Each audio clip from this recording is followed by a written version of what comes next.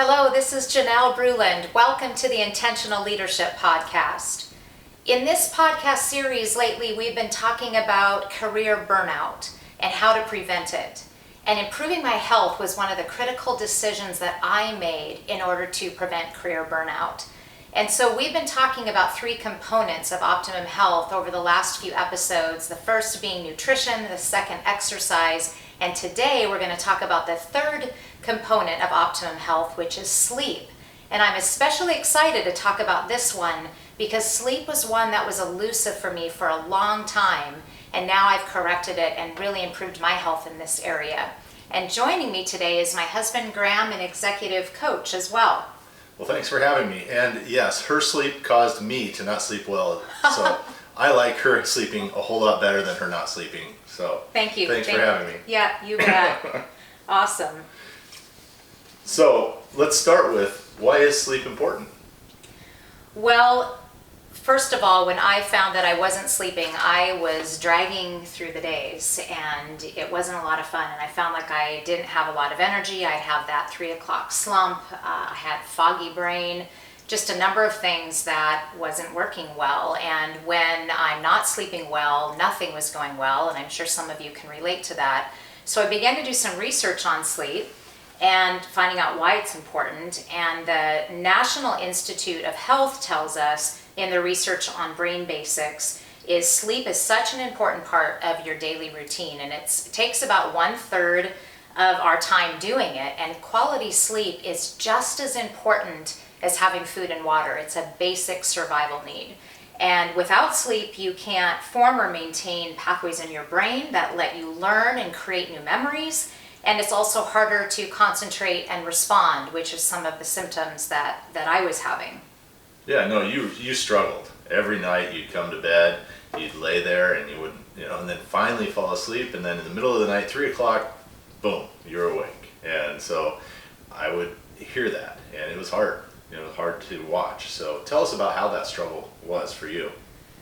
Well, one particularly frustrating season, it seemed that I had gone weeks without adequate sleep. And, as Graham mentioned, I was either having trouble falling asleep, or more often than not, I would be able to go to sleep okay, but I would wake up in the wee hours of the night. And then once I woke up, my brain started going, and I was solving problems in the night, and I was just raring to go and could not get my mind settled down and back to sleep. And it was just my sleep deprivation was causing me to be hazy throughout the day, and I was lethargic, unable to focus for long periods of time. And so I thought, I just really need to fix this. So I started doing some research on sleep, and this is what I found, and made me feel better, and hopefully will make you feel better as well, is I was not alone in my sleep struggles. And many, many adults today struggle with getting good sleep. In fact, the National Sleep Foundation actually tells us we should get 7 to 9 hours of sleep per night, a healthy adult, but we're not meeting the mark. And according to a Gallup survey, the average adult only gets 6.8 hours of sleep per night. 40% of Americans get 6 hours or less of sleep, and 14% get 5 hours or less of sleep per night. So common issue. Oh, sure. Wow. Last night I got 4 hours. I'm in the top 10%. Oh, That's great. no, not good. Not good. So, you get disrupted during your sleep. What happens during the day? Or physically, what can happen to you? What goes on with your body, your mind? Well, there's a number of symptoms, and see if any of you relate to this and are having trouble with sleep. Here's some symptoms, and see if any of you have this that help you recognize sleep loss or inadequate sleep in your life. It's not just not being able to sleep, it's some of those things that are happening during the day. So here's some examples. Do you find you're yawning during the day? Are you moody? Is moodiness coming up? And if this is happening regularly for you, it could be due to a lack of sleep. Are you depressed? Are you having difficulty learning new concepts? Are you forgetful? All of these things can happen because you don't have the right amount of sleep. Lack of motivation, clumsiness is on this list. Even increased appetite and carbohydrate cravings can be because you're not getting enough sleep. Well, I saw that if you have a belly around you, that's a big one, a sign that you're not getting enough sleep. Your body's not sure what to do, and so if you're not sleeping enough, it just stores everything there just in case it might need it. Right, right. And intimacy issues too can come up when you're not getting enough sleep. So important to fix these things so that you can have better optimum performance during the day. And that's what we're trying to do here on the show, is developing ourselves to be better leaders, having great health. We have to have great sleep for that. So what did you do to fix it? How did you start? Well, thanks for asking. It was a tough road, and the first thing that I had to do, and I would suggest you do if this is an area for you, is you have to make the decision that you got to figure out what's going on, and that's the only thing that you can do to start the choice to fix it. I'm not going to tolerate it anymore. I decided I needed to get good sleep. It was not good for me and not healthy for me. It was disrupting your life. Wasn't a good thing. So the first thing that I did is I started keeping a sleep log to try to figure out what was it that was causing issues with my sleep. So I just got a basic journal, basic log, and I started recording every time when I was going to bed, when I woke up during the night, and what my sleep quality felt like the next morning and how many hours I was actually sleeping. So I started with that as a log. The other thing that I did is I checked out, and there's a lot of great applications and software out there that can record sleep, and I actually got a Fitbit, and there's a number of different sleep apps out there, and I've had this now for a couple of years, and it really, really works well because you just wear it to bed and it tells you just exactly what's happening with your sleep. Right, and I started this when we started the challenge, and I went out and I had the watch for running, but I bought the app. And you have the iWatch, right? I have Is the that iWatch. The one that you have? Yeah. And so there's a ton of apps out there, and I downloaded 3 or 4 or 5, maybe 10, and just wanted to find out which one was best. And it's amazing. It says, okay, this is what you're doing for your awake, and your light sleep, your deep sleep, your REM, and at least they put the REM in a color where you say, okay, I can, more pink in my app. More pink is better. Right. Orange is bad for me, which, there's too much orange in mine right now, meaning I'm awake, laying there doing nothing. Right. So we're talking about the 3 different types of sleep that you get at night. And as you start researching sleep, you realize that there's a REM and a non-REM sleep. And most of these applications are tracking when you're awake, and then when you're in REM sleep, which is the dream state of your sleep, and you're working out a lot of problems in the REM state. And then it also tracks your deep sleep, which is important, very important to get both REM and deep sleep. They both have good health components for sure. Right, and it monitors your eye movement, your temperature, your body drops. So it's important for all of those things to happen so that you can sleep and get into that REM and get your body rejuvenated for the next day. And so I think it's a game. On my app, I can actually click on what mood I am, a smiley face or not, and then also take notes if I so chose to do that. So it's amazing what tools are out there. Right, definitely. And so as I began to do this and started tracking my sleep and logging it, I began to get more in tune with my body and seeing what was helping me get good sleep and when I didn't have good sleep. And I found that if I was working late at night, I would have a hard time settling down. I found if I had a really heavy dinner or I ate too close to bedtime, I would have an issue.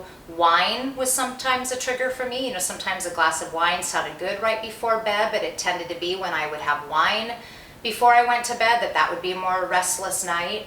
And as I got more in tune with my body, it would be amazing how when I did have a good night's sleep, I would wake up and go, I just had a great night's sleep. I felt refreshed. I knew I had gotten deep sleep when I woke up feeling refreshed. And sure enough, I go look on my app and I've gotten a lot more deep sleep than what I typically would get.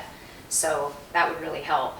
Another thing that I found out is when I was regularly exercising during the day, not just before bed, but when I was getting regular exercise, that was really helping my sleep. So as you keep track of the nights that you have good sleep, you look back to the day before and see what did you do during the day, not just before bed. And it was interesting to see what those patterns were. No, and that's so true. And I often work out at night, and some people say you can't do that. 3 hours, you can't exercise. It doesn't really impact me right away. But for you, you wouldn't sleep for hours if you worked out at night like I do. You know, and you need to do that a whole lot earlier in the day. And you need to go through your ritual, your routine, the structure. Tell us about that. Right. Well, as I went through this practice, and it took me a while to get this figured out and get my sleep on track, I developed my own sleep routines that really helped me get a good night's sleep. And some of them are really evidence-based, research-based, and things that I tried. Others were just things that I listened to my body and found out for myself. So I now have my 10 tips for better sleep that I have in my book, The Success Lie, and we're going to talk through those today a little bit. And I'll let you know what we found from our research, as well as just my own personal experience, and how I went from having very inconsistent sleep to now I will tell you I consistently have 8 hours of sleep every single night. So that's just a huge difference from where I was. And now Graham gets to sleep better too because I sleep well. Absolutely. So it took work, but it can be done, I assure you. So let's talk about these 10 tips. Well, we kind of touched base on the first one. Set that regular routine. You know, wind down, you know, sit and just read a book, a paper book, and just relax. You know, and that's chapter 10 in the book, right? That's right. You can go learn about that in the book as well. But have that routine. And then the second thing is the schedule. Tell us about your schedule. Yes. So first, the routine of having this way that you wind down. And I like to think, going back to the routine, I like to think about how you have a workout, how you have a wind down routine at the end of an exercise workout. So think about your evening as a wind down time for you. You don't want to be going at this fast, crazy pace with a lot of going on in your mind, and then I'm going to go to bed and feel like you're just going to fall into this deep sleep all night. For most of us, that doesn't work. So you need this wind down routine, and that's going to look a little bit different for each of us. But for myself, it was just establishing something for me that would just help to calm my mind down to get prepared for a great night of sleep. And as we mentioned, you can go to my book to do the exercise on creating your own sleep routine or night routine. The second thing that Graham mentioned is to set a sleep and wake schedule. So it really helped me when I set a consistent schedule of when I'm going to go to bed and when I'm going to get up. Now, we know with sometimes our work, we have an early morning meeting. We're not always going to be able to do this, but if we can set it most of the time where we're going to bed, say 10 o'clock at night, and we're getting up at 6 or 7 in the morning, whatever it is, and we have that window. And I actually put it on my app that I have a goal that I want to go to bed around the 10 o'clock hour. So it will tell me if I'm on track with my sleep routine. And then I want to be getting up around 7:30 or so is ideally, if I don't have an early morning meeting, that's a good amount of time for me. So that's what I'm doing every day, and I have that consistent time that I go to bed, consistent time that you get up. And that's going to look different for all of us. You know, some of you might be night owls up there, and you're, you know, going to bed at 11 or 12 and then getting up at a different time. But figure out what that is. And I tend to be a lark, so I get up earlier and don't go to bed. So, and that's what my app actually told me. It says you're a lark. Time to get up. Oh, so good. I don't know what that means. Well, as long as you're bouncing out of bed in the morning feeling refreshed and ready to go. And I think that's a really great symptom to be able to know what it is that you need. Is if your body tells you you're refreshed and you're ready to get up, then that's a good thing. Well, and I don't use an alarm clock, which is another issue, is that good point. So many people hit the snooze button, and you're better off just getting up at the first time. And setting that structure. You know, part of that schedule is when the alarm goes off, if you use alarm, then get up. Don't hit snooze 3 times and 27 minutes later, wake up. Right. It's not good for the system. It doesn't work for your schedule. So. Good point. And for both of us now, we're not even using an alarm unless we've got to get up and go to the airport or something. We want to make sure we don't oversleep. We're pretty routinely getting up at the same time every morning and not needing an alarm to do so. So you're really on track and getting good sleep if you don't need an alarm to wake you up in the morning. So a great sign. And I only set the alarm because I'm afraid I'll sleep through for the airplane. Well, exactly. I don't ever the alarm, I always wake up before my alarm. I've trained my body now that if I have to wake up at 3 a.m. for a plane, or if it's 7 o'clock because I get to sleep in, it's no problem for me. I just don't, I can set the alarm if I have to, but I don't ever use it. It rarely goes off. So that's great. And great stuff. Number 3 here, talk about the sanctuary. Yes, so my third tip for having a great night's sleep is to make your bedroom a sanctuary. I mean, we spend so much time, if you think about it, in our bedroom sleeping, that we want that to be a place of respite, of calm for us. So how does your bedroom feel? You know, go in and take a look at it. Is it tidy, or is it messy and you have, you know, everything everywhere? Or is it both, because it's my side and her side? This too. I keep my side of the bed pretty nice and neat most of the time, and I just try not to look at his. There we go. It's only books. There we go. But think about having welcoming decor and comfortable bedding. You want a bed that you want to crawl into and enjoy to crawl into and feeling comfortable, and have your room painted in a nice calm color that you like, that's soothing for you. It's actually recommended not to have a bedroom that's in bright colors because you want it to be calming. It's a place where you sleep, right? We also don't have a TV in our bedroom. We made that decision because, again, having the TV, which we're going to get to, but that's part of having a calm bedroom is to not have things that are not conducive to sleep in your room. And that's perfect. Electronics. Tell us about most people think that electronics are bad and intuitively, but we're still using them. We're still on there looking at our phones, looking at the iPad, looking at our tablet, watching TV, whatever it might be. We still do it, but tell us about what you've learned. Exactly. Well, in my research and also from personal experience, I couldn't believe the effect of blue light on my eyes. And I didn't realize that light, and if we think about it, our own circadian rhythm responds to light. I mean, thinking, years and years ago, when we didn't have the natural electricity of light, it was the daylight that woke us up. It's time to get up. And when it's nighttime, people went to bed. And so now in this day and age, when we have the TVs and the unnatural lights, it's actually pretty hard on our body and telling us to wake up. So I've never actually paid attention. These are kind of cool.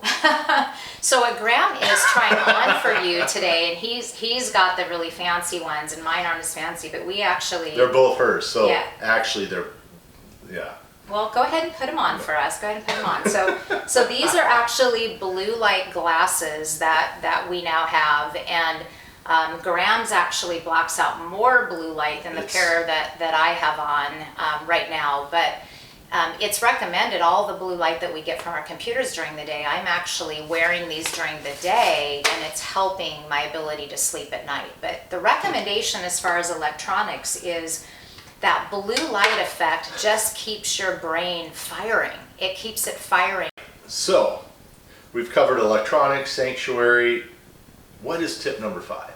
Tip number 5 is to have a cold temperature in your bedroom. So the core of our body temperature needs to drop in order to initiate a good night's sleep. So if you turn down the heat and have it cooler in your bedroom, you're going to be able to sleep better. So we usually are trying to sleep at about 60 degrees. So if you're not turning down your heat at night, I suggest that you turn it down, even if it's just a degree a night, and until you can get as comfortable as you can without getting too cold. So we talked about turn down the temperature, and what else do we do to create this sanctuary so we can sleep?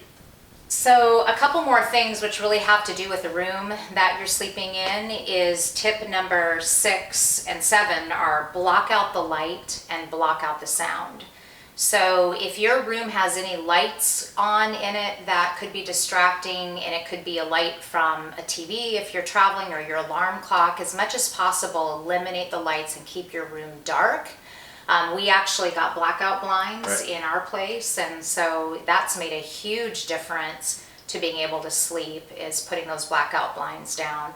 And then as far as sound goes, it's really important to try to have an environment that's as quiet as possible. So have an environment where you're eliminating sounds as much as you can. And traveling, we do take earplugs if we know we're going to be in a busy city. There's also some sleep apps out there that are noise makers. That white noise or now brown noise is popular, and that just keeps this background noise going that can help you sleep better. So. And we also bring electrical tape to kind of cover up those lights when we feel like they're in the way too. Yep. So. Good point. And then let's quickly cover the last three, and then we can wrap this up for today. Okay, sounds good. So number 8 is avoiding caffeine and alcohol. And research shows that this makes a difference. I found this was a big deal for me personally. I can't have caffeine in the late afternoon. I cut it off then. 11 o'clock. And don't have it In the anymore. morning. No, that's not true. I can occasionally have a 3 o'clock in the afternoon pick-me-up coffee. It is okay. But skip the coffee late in the day and avoid the alcoholic drinks before bed. And as I mentioned earlier, I found out this was important for me. It helps me sleep more soundly, and I know it'll help you too. Number 9 is use essential oils. There's several out there on the market that are conducive to better sleep. Lavender is a big one. Vetiver and Roman chamomile and ylang ylang are also ones that have been popular for sleep. Those are some of my favorites. Finally, number 10 is if you're doing these things and you find that they're not working, check your hormone levels. It's amazing how our hormones can be off and we don't realize that, and that can affect so many areas of our life, and it can also affect our sleep. And that was one of the things for me that I had my hormones checked, and when I got those balanced along with doing these other things, it really made a difference in my sleep. So highly recommend you get checked out by your doctor and make sure that you're doing everything that you need to do to be in your optimum health. So those are the 10 tips. Great. Well, we covered them pretty quickly. And if you want more information, where do they talk to you or find you? Well, we've covered a lot today. Let's just review what we've covered. So sleep is the third component of optimum health. And when you sleep better, everything is better. We talked about 10 tips today. Probably the number 1 tip is to get that nighttime sleep routine down and get that figured out in order to get yourself on track. And go back and listen to the podcast or look at my book to find out more information on getting good sleep. And also included in the podcast today is, as always, a leader's guide to review today's session. And it'll have some questions for you that you can evaluate your own sleep. And this is a great exercise for you to do on your own, or you can also do with a loved one or your team. And you can download this for free at janellebruland.com. And if you have any questions, please feel free to email me at janelle@legacy-leader.com. And if you found this podcast helpful, please rate us, give us a review, subscribe to the podcast so that it drops in your email and lets you know when a new one is coming out. Great. Well, thanks. It was fun. Now it's time to go to bed. So for more episodes of the Intentional Leadership Podcast, go to janellebruland.com/podcast. Remember, when you grow as a leader, your team will grow and your company will grow. You can transform your leadership, crush your goals, and love your life. Thank you, and see you soon. Bye-bye.